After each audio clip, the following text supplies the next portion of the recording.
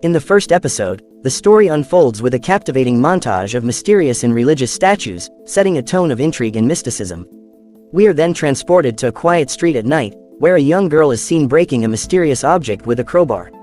She utters cryptic words, stating her determination to find someone even if they hide in a bathroom. As she speaks, a soft toy rabbit in her possession begins to violently shake, adding an eerie atmosphere to the scene. Next, we find ourselves in an auditorium, where a boy named Keitaro Gentoga is called upon to deliver a speech on stage as the freshman representative.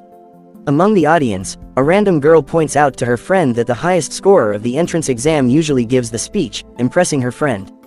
After Catero finishes his speech, he becomes melancholic, as he recalls the constant presence of supernatural elements photobombing his photos.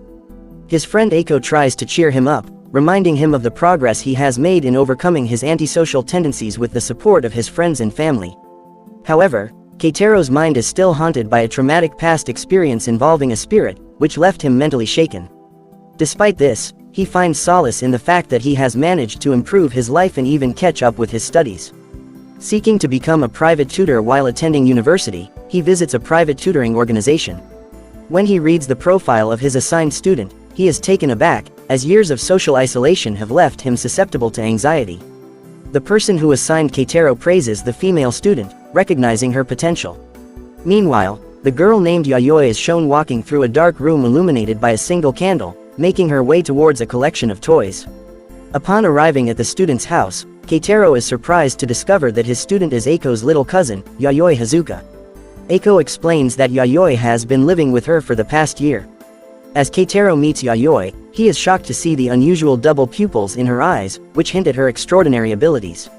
After a while, he realizes that she possesses powers similar to his own and is even stronger than him. Yayoi also recognizes his potential and asks him to accompany her to a haunted location. Keitaro declines her request, but Yayoi threatens to file a false complaint against him with the tutor organization. With Eiko supporting Yayoi's request, Keitaro reluctantly agrees, and the three of them end up going to the haunted spot. During the car ride, Keitaro tries to persuade Eiko that going to a haunted place is a bad idea, emphasizing his lack of expertise in dealing with the supernatural. However, Eiko reassures him that they will leave immediately if anything goes wrong. Keitaro feels dizzy due to Eiko's reckless driving. When they finally arrive at the haunted spot, a public telephone booth in H City, Eiko proceeds to tell the story of the booth's haunting. She explains that the ghost haunting the booth was a girl who used gifts and money from various men but was eventually murdered by stalkers one fateful night. Since her death, she vowed to kill anyone who calls from that booth, not wanting to be the only victim of such a brutal fate. Keitaro becomes increasingly spooked by the story, and his fear escalates when Yayoi decides to make a call from the booth. Acting quickly, he pulls her out and pleads with Eiko not to make the call. In a moment of panic, Keitaro accidentally calls the booth from his own phone, catching Eiko's attention. To their surprise, when the call connects, the phone drops inside the booth, allowing all three of them to hear the ghost's plea for help. They witness bloody hand and face marks on the glass of the booth. Yayoi throws her plush rabbit into the booth before they hurriedly retreat to the safety of their car. The cursed plush rabbit is torn apart, but Yayoi deliberately threw it into the booth, aware of the consequences. Back at Eiko's home, Keitaro expresses his anger towards Yayoi, but Eiko suggests that he speaks with her after finishing his tutoring session. Keitaro eventually calms down and begins teaching Yayoi. As he reviews her work, he is impressed by her intelligence. Once they complete their academic tasks, Yayoi points out that spirits are attracted to Keitaro, an observation she made back at the booth. Keitaro concludes that Yayoi's mother took her to doctors who were unable to diagnose her condition, and after her parents' death in a car accident involving a spirit, Yayoi witnessed something taking her mother's spirit away. At the hospital, nurses discussed Yayoi's IQ of 160 after the accident. Yayoi realizes her ability to see ghosts and the fact that she used to perceive two different worlds, but now she can see both the world of the living and the world of the dead simultaneously. She vows to bring her mother home soon, promising her father's spirit. Keitaro develops a soft spot for Yayoi as he understands the depths of her suffering and the weight of her responsibility. He tells Eiko that he will try to help Yayoi in any way he can, drawing upon his own experiences with supernatural phenomena and depression. Unbeknownst to them, Yayoi overhears their conversation. The next day, Yayoi and Eiko once again ask Keitaro to visit the haunted booth.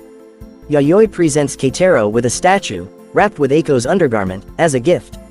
Upon reaching the booth, Yayoi implores Catero to help her confront the ghost. She directs his attention to the booth, from where the ghost looks at him with a chilling smile.